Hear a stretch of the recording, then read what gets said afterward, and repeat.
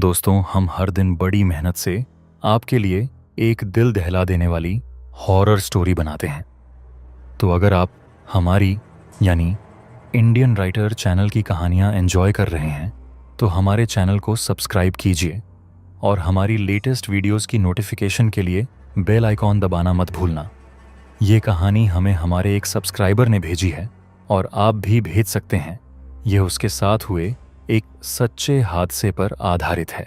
आज की इस रोमांचक कहानी की रानी खेत की रातें हमेशा से ही कुछ ज्यादा ठंडी रही थीं। वो अजीब तरह की ठंड जो सिर्फ आपकी त्वचा पर नहीं बल्कि आपकी हड्डियों तक उतर जाती है, चाहे आप ऊनी कपड़ों में कितने ही लिपटे क्यों ना हों। मैं पिछले 12 सालों से एम्बुलेंस ड्राइवर था। इस दौरान मैंने बहुत कुछ देखा था। भयानक सड़क हादसे, लहूलुहान शरीर, अंतिम सांसों के लिए जूझते लोग। लेकिन जो उस रात हुआ उसके लिए मैं बिल्कुल भी तैयार नहीं था। उस रात मेरी ड्यूटी नाइट शिफ्ट में थी। मैं सरकारी अस्पताल के बाहर अपनी एम्बुलेंस में बैठा था, हाथ में गुनगुनी चाय का कप जिसकी भाप सर्द हवा में घुल रही थी। मेरा साथी रवि पैसेंजर सीट पर ऊँग रहा था। उसकी सांसों की गर्माहट से खिड़की पर हल्की धुंध जम गई थी। तभी अचानक हमारे रेडियो में खड़खड़ाहट हुई और एक कर्कश आवाज ने सन्नाटे को चीर दिया।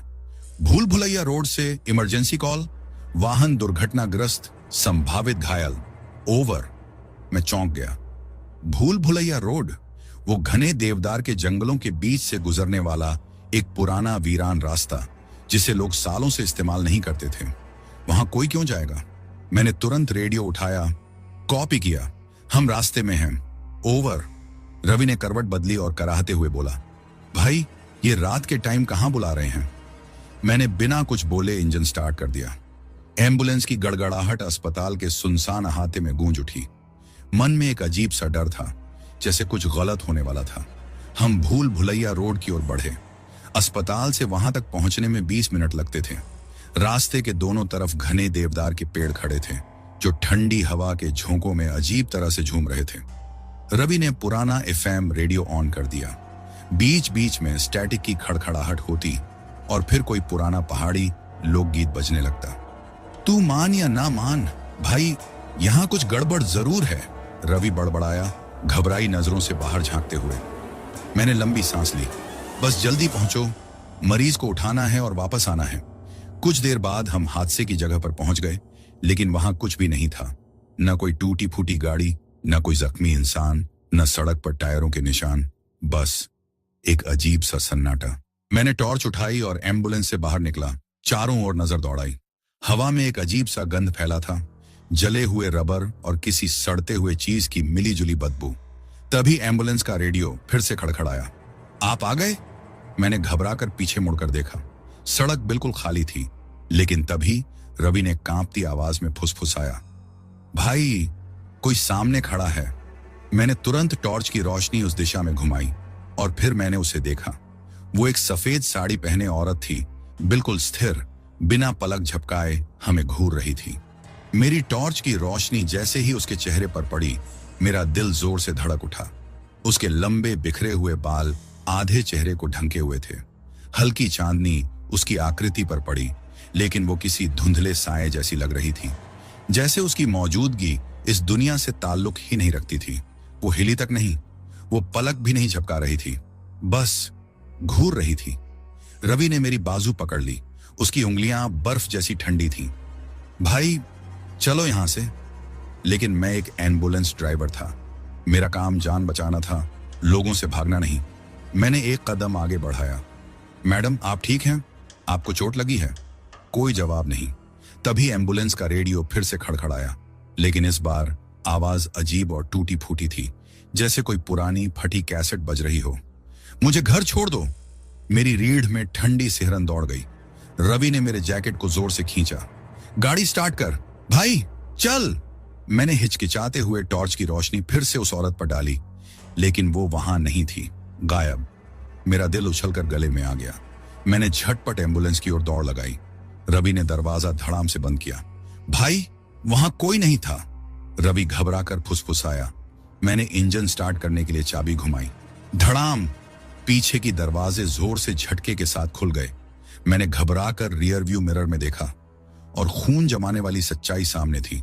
वो अंदर थी, वही सफेद साड़ी पहने औरत स्ट्रेचर पर बैठी हुई, बिल्कुल शांत, हाथ उसकी गोद में सलीके से रखे हुए थे, आंखें सीधी मुझ पर टिकी हुई। और फिर वो मुस्कुराई, धीरे धीरे, ठंडी, डरावनी, खौफनाक मुस्कान। रवि चीख पड़ा। मैंने घबरा कर एक्सीलेटर दबाया। एम्बुलेंस आगे झटके से दौड़ पड़ी। सायरन गूंज उठा, लेकिन उसकी आवाज सामान्य नहीं थी। वो एक मशीन की आवाज नहीं थी, वो एक औरत की चीख थी, जैसे कोई औरत कराह रही हो, जैसे कोई दर्द से तड़प रही हो। मैंने पीछे नहीं देखा, मैंने गाड़ी नहीं रोकी, मैं बस भागता गया। लेकिन मेरे भीतर एक भयानक एहसास था। वो कहीं नहीं जा रही थी, वो हमारे साथ थी। रास्ता घुमावदार था। देवदार के घने जंगलों के बीच एम्बुलेंस तेजी से दौड़ रही थी। रवि बगल में हाँफ रहा था। उसका चेहरा सफेद पड़ चुका था, माथे से ठंडे पसीने की बूंदें टपक रही थीं। भाई, वो अंदर कैसे आई? उसने कांपती आवाज में पूछा। मेरे पास कोई जवाब नहीं था। मैंने दोबारा रियर व्यू मिरर में देखा। वो अभी भी वहां थी, लेकिन अब उसका सिर हल्का सा झुका हुआ था और उसके होंठ धीरे धीरे हिल रहे थे। वो कुछ बड़बड़ा रही थी, लेकिन सायरन की भयानक चीख के कारण मैं कुछ सुन नहीं सका। और फिर सायरन अचानक बंद हो गया। हेडलाइट्स झपझपाई और रास्ता बदल चुका था। सड़क किनारे के लैंप पोस्ट गायब थे, साइन बोर्ड नहीं थे, और सबसे डरावनी बात, अस्पताल कहीं नहीं था। इसके बजाय सामने एक पुरानी टूटी फूटी इमारत खड़ी थी, बिल्कुल वीरान। उसकी दीवारें काई और बेलों से ढकी हुई थीं। रवि की सांसें तेज हो गईं। भाई, ये अस्पताल नहीं है। मैंने ब्रेक पर जोर से पैर मारा। एम्बुलेंस स्क्रर करते हुए रुक गई। तभी रेडियो में फिर से वही आवाज आई, आप आ गए। मैंने धीरे से सिर घुमाया और वो ठीक मेरी सीट के पीछे खड़ी थी। उसका चेहरा बस कुछ इंच की दूरी पर।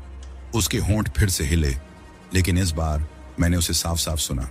चलिए अंदर, आपको दिखाना है। मेरा खून जम गया। वो कैबिन के अंदर थी, मेरे ठीक पीछे। उसकी सांसें मेरी गर्दन को छू रही थी, बर्फ जैसी ठंडी। रवि सुबकने लगा, भाई यहां से निकल। लेकिन मेरे हाथ हिल ही नहीं रहे थे। उसने धीरे से अपना हाथ मेरे कंधे पर रखा। उसकी उंगलियां हड्डियों जैसी ठंडी और पतली थीं। डर लग रहा है, उसने धीरे से फुसफुसाया। एक ठंडक मेरे सीने में समा गई। मैंने धीरे धीरे रियर व्यू मिरर में देखा, लेकिन वहां कुछ नहीं था। वो आईने में नहीं दिख रही थी, उसकी कोई परछाई नहीं थी। मेरा दम घुटने लगा। आपको दिखाना है, उसने फिर दोहराया। और फिर एम्बुलेंस के दरवाजे खुद ब खुद खुल गए, और तभी अंदर से किसी ने पुकारा, एक मासूम आवाज, बाबा। मेरा दिल एक पल के लिए थम गया।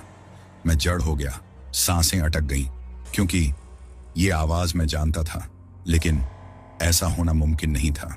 रवि की पकड़ मेरे हाथ पर और मजबूत हो गई। उसकी उंगलियां मेरी चमड़ी में धंस गईं। भाई चल, ये कोई भूत बंगला है। लेकिन मैं हिल भी नहीं सका, क्योंकि वो आवाज, एक बच्चे की मासूम आवाज, मुझे पुकार रही थी, बाबा अंदर आओ। मेरा दिल बैठ गया। मेरा बेटा 3 साल पहले मर चुका था, तो ये कैसे संभव था? मेरी आंखें छलछला उठी, हाथ कांपने लगे। मैं धीरे धीरे एम्बुलेंस के दरवाजे की ओर बढ़ा। मत जा भाई, रवि चीख पड़ा, लेकिन तब तक बहुत देर हो चुकी थी। जैसे ही मैंने जमीन पर कदम रखा, वो पुराने सड़े गले अस्पताल के दरवाजे खुद ब खुद चरमराते हुए खुल गए। अंदर अंधेरा सांस ले रहा था। कुछ था वहां, कोई मेरा इंतजार कर रहा था। और सबसे भयानक बात, मैं बिना रुके उसकी ओर बढ़ता जा रहा था। अस्पताल के अंदर की हवा भारी थी, जैसे सालों से बंद किसी तहखाने की घुटन। हर कदम की गूंज अजीब थी, मानो दीवारें खुद मेरे आने की खबर फैला रही हूं। पीछे से रवि की कांपती आवाज आई, भाई वापस आ जा। लेकिन मैं अब रुक नहीं सकता था। कोई चीज मुझे अपनी तरफ खींच रही थी। लंबा सुनसान गलियारा, चारों तरफ जंग लगे आईवी स्टैंड, टूटे फूटे अस्पताल के बेड, दीवारों पर पुराने फटे पोस्टर जिनमें इंसानी शरीर के चित्र थे, अब रंग उड़ चुके थे। और तभी फिर वही आवाज, बाबा। मेरे पैर थम गए। मैंने धीरे से कोने के पीछे झांका और मेरी सांसें थम गईं। एक नन्हा सा साया गलियारे के आखिर में खड़ा था, पीठ मेरी तरफ, पतला सा शरीर, पुराने गंदे अस्पताल के गाउन में, नंगे पैर मिट्टी और धूल से सने हुए। मेरी सांस रुक गई, सीने में दर्द उठने लगा। हूबहू मेरे बेटे जैसा दिख रहा था। बाबा, आप आ गए। उसका सिर एक अजीब सी दरार के साथ मुड़ा और उसकी आंखें पूरी तरह काली थीं। मेरा शरीर डर से कांप रहा था। हर एक नस मानो भागने के लिए चिल्ला रही थी, लेकिन मेरा दिल टुकड़ों में बंट रहा था। तू मेरा बेटा कैसे हो सकता है? मैंने कांपती आवाज में पूछा। मेरी आंखों में आंसू आ गए। अयान, मेरा बेटा उस रात कार एक्सीडेंट में चला गया था। मैं चला रहा था, मेरी गलती थी, और अब वो यहां था। लड़के ने अपना सिर हल्का सा झुका लिया। उसकी मुस्कान अजीब थी, कुछ ज्यादा ही फैली हुई, कुछ ज्यादा ही गलत। आप मुझे छोड़कर चले गए थे बाबा। मेरे गले में जैसे कोई भारी पत्थर अटक गया। नहीं, ये झूठ है। लड़का एक कदम आगे बढ़ा और रोशनी बेतहाशा झपकने लगी। दीवारें धड़कने लगी, जैसे वो जिंदा हों, जैसे उनमें कुछ हिलडुल रहा हो। तभी अस्पताल के सारे दरवाजे एक साथ भीषण आवाज के साथ खुल गए और हर अंधेरे कमरे के अंदर वो खौफनाक साए खड़े थे। दर्जनों पीली खोखली आंखों वाले, खून से सने अस्पताल के गाउन पहने हुए, सबके सब मुझे घूर रहे थे। फिर एक धीमी फुसफुसाहट पूरे गलियारे में गूंज उठी। सबने एक साथ कहा, बाबा, आप हमसे मिलने आए हो? उनकी आवाजें हर तरफ से मुझे घेरने लगी, गहरी, ठंडी, दम घोंटने वाली। मेरी आंखें धुंधली हो गईं। मैं लड़खड़ाया, पीछे हटने की कोशिश की, लेकिन दीवारें जैसे मुझ पर सिकुड़ रही थीं। ये सच नहीं हो सकता था, ये कभी सच नहीं हो सकता था। फिर मेरे हाथ पर किसी ठंडी चीज की पकड़ महसूस हुई। मैंने सिर घुमाया। सफेद कपड़े में लिपटी एक औरत मेरे पास खड़ी थी। अब वो मुस्कुरा रही थी, लेकिन उसकी मुस्कान कुछ बहुत ज्यादा चौड़ी थी, अस्वाभाविक, डरावनी। यह जगह सिर्फ तुम्हारे लिए खुली है, उसने फुसफुसाया। मेरा दिल पागलों की तरह धड़कने लगा। बाहर से रवि की घबराई हुई आवाज आई, भाई वापस आ। लेकिन मैं हिल भी नहीं सका, क्योंकि लड़का जो मेरे बेटे की शक्ल में था अब मेरी तरफ बढ़ रहा था, और उसके पीछे वो सारे मरीज अपने अपने कमरों से बाहर आ रहे थे। उनके मुंह असामान्य रूप से चौड़े हो रहे थे। उनकी खाली अंधेरी आंखें मुझ पर टिकी थीं, और वो सब मुझे बाबा बुला रहे थे। हवा भारी हो गई, जैसे कोई अदृश्य बोझ मेरी छाती पर रख दिया गया हो। मेरे पैरों में कंपी दौड़ गई। मैं जड़ होकर खड़ा था। दीवारें फुसफुसा रही थीं, गुमशुदा आत्माओं की तरह। बाबा, वो मासूम सी आवाज धीरे धीरे अंधेरे से निकलकर मेरी ओर बढ़ रही थी। मेरा दम घुटने लगा, दिल उछलकर गले में आ गया। लड़का जिसने मेरे मर चुके बेटे की शक्ल ले रखी थी, एक और कदम आगे बढ़ा। आप मुझे छोड़कर चले गए थे बाबा। उसकी आंखें पूरी तरह काली, एकदम खाली, बिना किसी जिंदगी के निशान के। मैंने सिर झटका, पीछे हटने की कोशिश की, लेकिन दीवारों से हाथ निकल आए, पीले, सड़े गले, बर्फ जैसे ठंडे। उन्होंने मेरी कलाई पकड़ ली, मेरे टखने, मेरा गला, वो मुझे अंदर खींच रहे थे।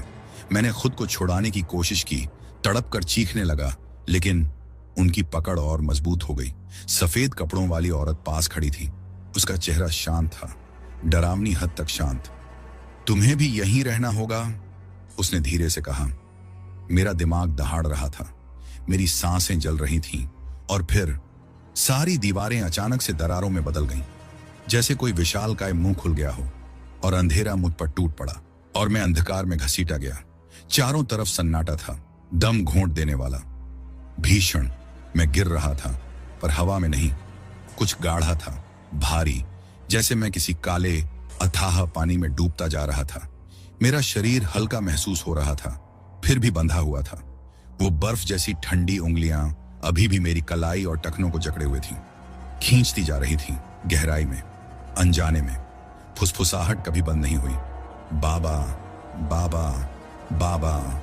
अंधेरे में वो आवाजें गूंज रही थीं, धीरे धीरे, तेज, विकृत, अस्वाभाविक। मैंने हवा के लिए हांफते हुए सांस लेने की कोशिश की, पर मेरे फेफड़े हिलने से इनकार कर रहे थे।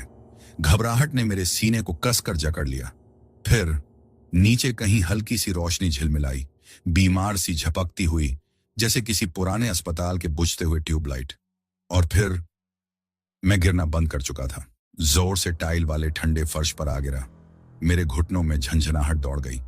मैंने कांपते हाथों से खुद को ऊपर उठाने की कोशिश की, और फिर मेरी रगों में खून जम गया। मैं फिर से एक अस्पताल के गलियारे में था, लेकिन यह वही जगह नहीं थी जहां मैं पहले था। यह जगह उससे भी ज्यादा भयानक थी। दीवारों पर पुराना खून से सना वॉलपेपर था जो जगह जगह से फटा हुआ था। ऊपर झूलती ट्यूब लाइटें एक अजीब हरी झिलमिलाहट फैला रही थी। हवा में एक सड़ा गला धातु जैसा गंध था और गलियारे के दूसरे छोर पर एक व्हील चेयर खड़ी थी, खाली, स्थिर, लेकिन उसमें कुछ गलत था। फिर फुसफुसाहट फिर से शुरू हो गई, धीमी, रेंगती हुई। मैंने धीरे से सिर घुमाया और मेरी सांसें थम गईं। गलियारे के दोनों तरफ बने रोगियों के कमरों की खिड़कियों के पीछे वो खड़े थे, फीके, खोखली आंखों वाले, बिल्कुल चुपचाप मुझे देख रहे थे। फिर अचानक वो सब एक साथ हिले। उनकी हड्डी जैसी उंगलियां शीशे पर धड़ाम से आ गिरी। उनके मुंह असामान्य रूप से चौड़े हो गए, लेकिन कोई आवाज नहीं आई। एक मौन चीख, दीवारें थरथराने लगीं, फर्श में दरारें पड़ गईं और गलियारे के छोर पर रखी व्हील चेयर चलने लगी मेरी तरफ, बिना किसी के धकेले। मैंने एक कदम पीछे लिया, पर मेरी सांसें अटक गईं। व्हील चेयर धीरे धीरे मेरी ओर बढ़ रही थी। उसकी जंग लगी पहिए जमीन पर घिसट रहे थे। कोई उसे चला नहीं रहा था, कोई हवा नहीं थी, कोई बल नहीं। फिर भी वो बढ़ रही थी, जैसे उसमें कुछ अनदेखा बैठा हो। फुसफुसाहटें तेज हो गईं, धीरे धीरे एक भीषण गूंजते हुए मंत्र में बदलती हुई, और फिर गलियारे की सारी खिड़कियां एक साथ चटक कर टूट गईं। बर्फीली हवा का एक झोंका मेरे पार निकल गया और तब व्हील चेयर ठीक मेरे सामने आकर रुक गई। एक पल के लिए सब कुछ ठहर गया। फिर कुर्सी जोर से झटकी, जैसे उसमें बैठी चीज अचानक उठ खड़ी हुई हो। मेरे कान के पास किसी की ठंडी सांस महसूस हुई। फुसफुसाहट, तुम वापस नहीं जा सकते। मैंने झटके से सिर घुमाया। कुछ नहीं था, लेकिन दीवारें बदल चुकी थीं। वो फटा पुराना वॉलपेपर अब सूखे खून से सना नहीं था। अब वह ताजा था, गहरा लाल, और उससे अभी भी बूंद बूंद रक्त टपक रहा था। मरीजों के नाम लाल रंग में हर दीवार पर बिखरे हुए थे, कुछ बड़े, कुछ छोटे, कुछ ऐसे जैसे किसी ने उन्हें नाखूनों से खोद कर लिखा हो।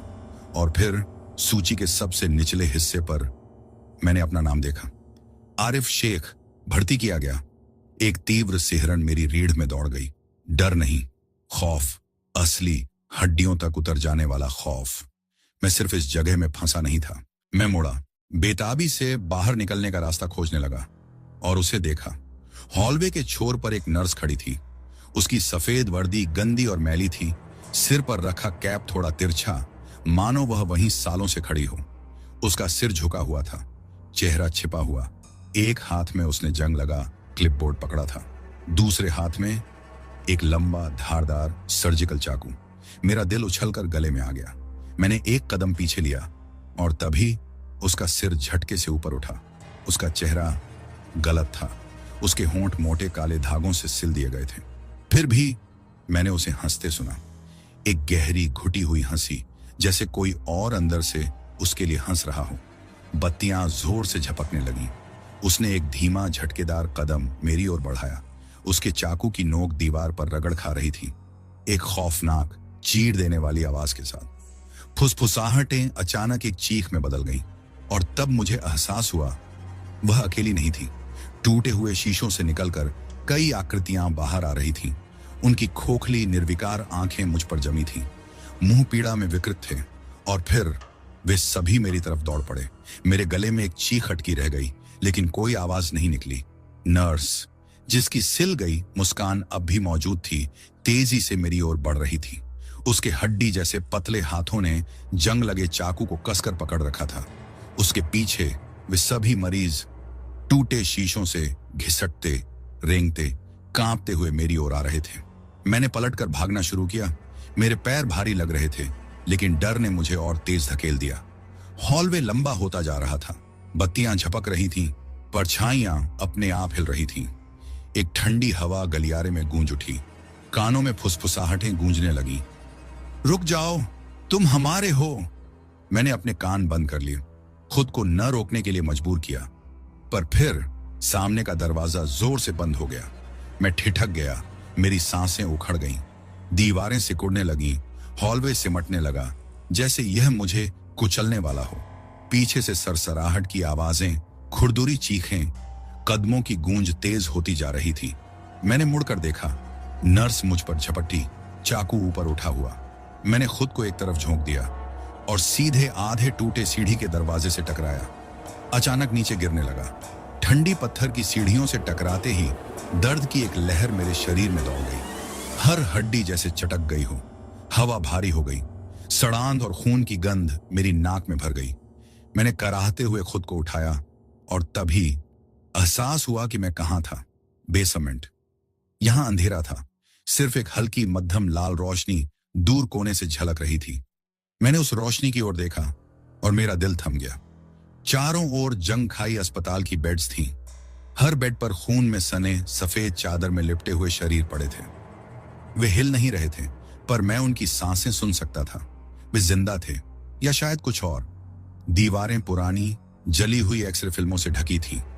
हर तस्वीर में मुड़े तुड़े विकृत कंकाल थे। और फिर छत पर टंगा एक विशाल शीशा पूरे कमरे का अक्स दिखा रहा था, पर उसमें बेड्स पर पड़े हुए शव बैठ चुके थे। उनके सिर मेरी ओर मुड़ चुके थे और वे सभी मुस्कुरा रहे थे। एक ठंडी लहर मेरी रीढ़ में दौड़ गई। मैंने एक कदम पीछे लिया। दिल जोर से धड़कने लगा। बेड्स चरमराने लगे। चादरों के नीचे दबे शरीर हिलने लगे और फिर एक आवाज पूरे बेसमेंट में गूंजी, मरीज आरिफ शेख, इलाज शुरू किया जा रहा है। मैं जम गया।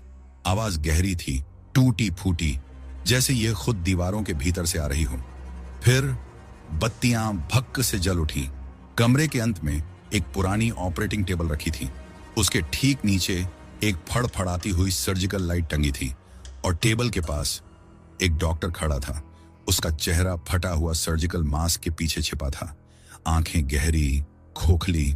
उसके दस्तानों में एक जंग लगा हड्डी काटने वाला आ रहा था। शीशा फिर से कांपा।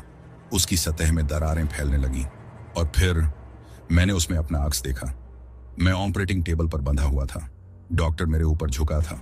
उसका आरा मेरी छाती की ओर झुक रहा था और फिर मैंने ठंडे खून से सने कपड़ों को अपनी कलाइयों के चारों ओर कसते हुए महसूस किया। मैंने नीचे देखा और पाया कि चादरें मुझे बेड की तरफ खींच रही थीं। मैंने खून से सनी चादरों से खुद को छुड़ाने की कोशिश की, लेकिन वे और कस गईं। मुझे घसीटते हुए ऑपरेटिंग टेबल की ओर खींचने लगी। फटे हुए मास्क वाला डॉक्टर चुपचाप देख रहा था। उसकी खोखली आंखें झपकती रोशनी के नीचे अजीब चमक रही थीं। छत पर लगे शीशे में मेरा भविष्य दिख रहा था। मैं ऑपरेटिंग टेबल पर पड़ा हुआ और वो जंग लगा आ रहा मेरी छाती पर झुकाए हुए। मैंने और जोर लगाया, अपने नाखून ठंडी फर्श पर घसीटते हुए, लेकिन वो अदृश्य ताकत मुझसे कई गुना ज्यादा ताकतवर थी। तभी एक ठंडी फुसफुसाहट मेरे कानों में सरसराई। इलाज अब शुरू होता है। और फिर चादरें झटके से कस गईं। एक झटके में मैं हवा में उछला और सीधे ऑपरेटिंग टेबल पर गिरा। मेरे हाथ पैर किसी अदृश्य ताकत ने जोर से जकड़ ली। मैं हिल भी नहीं पा रहा था। जंग लगे आरे का तीखा फल मेरे पसलियों की ओर झुकने लगा। मैं चीख पड़ा और डॉक्टर ने कटाई शुरू कर दी, लेकिन दर्द नहीं हुआ। सिर्फ एक अजीब एहसास, जैसे कोई मुझे खींच रहा हो, मरोड़ रहा हो, मुझे खत्म कर रहा हो। मैं देख नहीं सकता था कि क्या हो रहा है, लेकिन मैं महसूस कर सकता था कुछ मेरे शरीर से बाहर निकाला जा रहा था।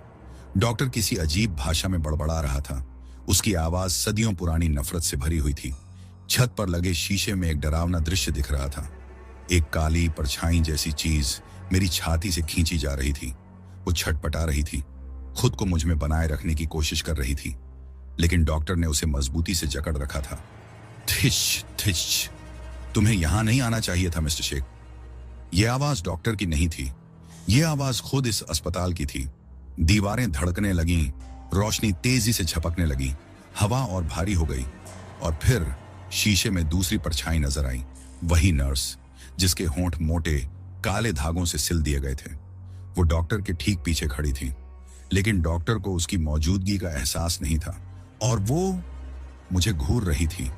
फिर धीरे धीरे उसने एक तेज धार वाला चाकू उठाया और इससे पहले कि मैं कुछ कर पाता, उसने डॉक्टर की पीठ में खंजर उतार दिया। डॉक्टर ने एक घुटी हुई चीख निकाली। उसका जंग लगा आरा जमीन पर गिर गया। वो काली चीज जो उसने मेरी छाती से निकाली थी वापस मेरी तरफ लपकी और उसी पल मेरे शरीर की सारी जगड़न टूट गई। मैं झटके से ऑपरेटिंग टेबल से लुढ़क गया। ठंडी जमीन पर गिरते ही सांसें तेज हो गईं। नर्स डॉक्टर को बार बार चाकू घोंप रही थी। उसकी हर वार के साथ खून के काले छींटे जमीन पर फैलते जा रहे थे। डॉक्टर ने उसे रोकने की कोशिश की, लेकिन धीरे धीरे उसका शरीर सूखने लगा, जैसे मुरझाती हुई लाश। ऊपर लगा शीशा तेज धमाके से चकनाचूर हो गया। फुसफुसाहटें अब चीखों में बदल चुकी थीं। अस्पताल कांप रहा था, जैसे वो खुद दर्द में तड़प रहा हो। मुझे यहां से निकलना था। मैं लड़खड़ाते हुए उठा, मेरी सांसें जलने लगीं और तभी मुझे एक दरवाजा दिखा। एक पुराना जंग लगा लिफ्ट का दरवाजा। वो कभी दिखता, कभी गायब हो जाता। मुझे परवाह नहीं थी कि वो असली था या फिर कोई और धोखा। मैं उसकी तरफ दौड़ा, लेकिन ठंडी बर्फ जैसी उंगलियां मेरी कलाई पर लिपट गईं। मैं जम गया। वो हाथ अस्वाभाविक रूप से ठंडा था। उसकी पकड़ किसी लोहे की बेड़ियों जैसी मजबूत थी। मैंने धीरे धीरे अपना सिर घुमाया और देखा एक बच्ची खड़ी थी। उसकी खाल बर्फ जैसी सफेद, आंखें दूधिया और खाली, होंठों पर एक अजीब डरावनी मुस्कान। उसने अपना सिर एक तरफ झुकाया और फिर एक ऐसी आवाज में फुसफुसाई जो मेरी हड्डियों तक सरसराने लगी। आप जा नहीं सकते अंकल, अब आप यहीं के हैं। मेरा गला सूख गया। उसने मुझे पीछे खींचना शुरू कर दिया। उसकी पकड़ और कसती गई। पीछे डॉक्टर की कटी फटी लाश अब भी झटपटा रही थी। काले खून की एक नदी नर्स के पैरों के नीचे फैल रही थी। दीवारें दहाड़ने लगीं। अस्पताल खुद को निगलने वाला था। मुझे अभी इसी पल भागना था। मैंने पूरी ताकत से झटका देकर अपनी कलाई छोड़ाई और लिफ्ट की ओर झपट पड़ा। बच्ची ने एक दिल दहला देने वाली चीख मारी, इतनी तेज कि मेरे कानों में सनसनाहट गूंजने लगी। वो आवाज इंसानों की नहीं थी।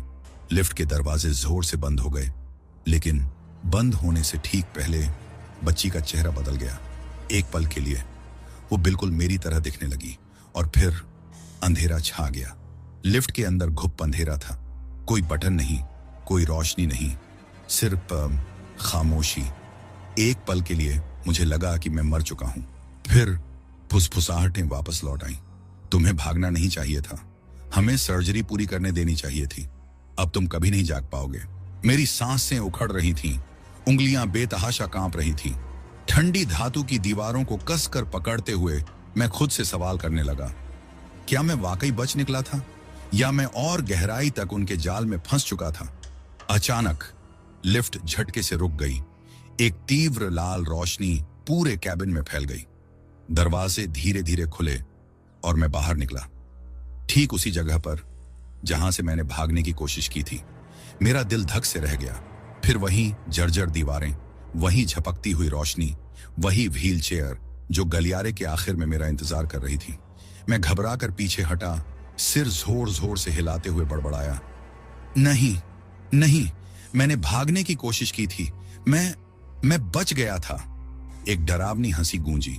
वो हंसी किसी इंसान की नहीं थी, वो खुद अस्पताल की थी। और फिर अस्पताल ने मुझे फिर से पुकारा, वेलकम बैक आरिफ शेख, क्या हम तुम्हारा इलाज फिर से शुरू करें? व्हील चेयर अपनी जगह से अपने आप मेरी ओर लुढ़कने लगी। पीछे का दरवाजा गायब हो चुका था। अंधेरा छा गया और उस घने सन्नाटे में किसी ने मेरे कान के बिल्कुल पास सरसराते हुए कहा, इस बार हम तुम्हें जाने नहीं देंगे। और फिर हर चीज चुप हो गई। अंधेरा सब कुछ निगल गया। मैं स्तब्ध खड़ा था, दिल जोरों से धड़क रहा था, सांसें रुक रही थीं, कोई हलचल नहीं, कोई आवाज नहीं, कुछ भी नहीं। फिर एक फुसफुसाहट, चलो दोबारा शुरू करते हैं मिस्टर शेख। आवाज मेरे सिर के अंदर से आ रही थी, जैसे कोई कीड़े मेरी खोपड़ी के अंदर रेंग रहे हों। सामने हल्की रोशनी टिमटिमाई। व्हील चेयर अब भी वहीं खड़ी थी, खाली, मुझे अपनी ओर बुलाती हुई, जैसे कोई भूखी अंधेरी गुफा। मैंने भागने की कोशिश की, लेकिन गलियारा खुद मुड़ने लगा। कोई रास्ता नहीं बचा, कोई दरवाजा नहीं। मैं फंस चुका था। दीवारें पिघलने लगीं और उन पर चेहरे उभर आए, मुरझाए सड़े गले चेहरे, चीखते कराहते चेहरे। वे मेरा नाम फुसफुसाने लगे, आरिफ, आरिफ, बैठ जाओ, आरिफ, उन्हें तुम्हारा इलाज करने दो। ठंडी हवा का झोंका मेरी रीढ़ में सिहरन पैदा कर गया। मैंने धीरे से सिर घुमाया और देखा वो नर्स जिसके होंठ मोटे काले धागों से सिल दिए गए थे, वो मेरे ठीक सामने खड़ी थी। उसका सिर असामान्य रूप से एक तरफ झुका हुआ, सड़े गले हाथ मेरी ओर बढ़ रहे थे। मत लड़ो, उसने फुसफुसाया। डॉक्टर तुम्हारा इंतजार कर रहा है। मैंने पीछे हटने की कोशिश की, लेकिन जमीन अब ठोस नहीं थी। मेरे पैर उसमें ढंसने लगे, जैसे मैं किसी दलदल में फंस गया हूं।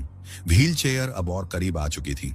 मैंने संघर्ष किया, दीवारों को नोचने लगा, लेकिन उन पिघलती हुई दीवारों से अनगिनत हाथ निकले। उन्होंने मुझे जकड़ लिया, मेरी बाहें, मेरे पैर, मेरी गर्दन। उन्होंने मुझे नीचे खींच लिया और फिर मैं गिरने लगा। तेज झटके के साथ जमीन से टकराया। फुसफुसाहटें अचानक रुक गईं। अस्पताल की सड़ी गली बदबू गायब हो गई। मैंने घबराकर आंखें खोली और सांस रुक गई। मैं बाहर था, एक वीरान सड़क के बीचों बीच पड़ा हुआ। थोड़ी दूर मेरी एम्बुलेंस खड़ी थी। अस्पताल कहीं नहीं था। ऊपर रात का स्याह आकाश फैला था, खामोश, अंतहीन। क्या यह खत्म हो गया? मैंने कांपते हुए खुद को उठाया। पूरा शरीर दर्द से कराह रहा था। सड़क सुनसान थी, कोई रोशनी नहीं, कोई इंसान नहीं, सिर्फ खामोशी। मैं डगमगाते हुए एम्बुलेंस की ओर बढ़ा। हर सांस जैसे आग की तरह जल रही थी। दरवाजा खोला और मेरे शरीर का सारा खून जम गया। ड्राइवर की सीट पर मैं पहले से ही बैठा हुआ था, अपनी ही लाश को घूरता हुआ। खुली बेजान आंखें और होंठ काले धागों से सिल दिए गए। और फिर पीछे के शीशे में वो नर्स मुस्कुराती हुई दिखी। आखिरी चीज जो मैंने सुनी, वेलकम होम मिस्टर शेख।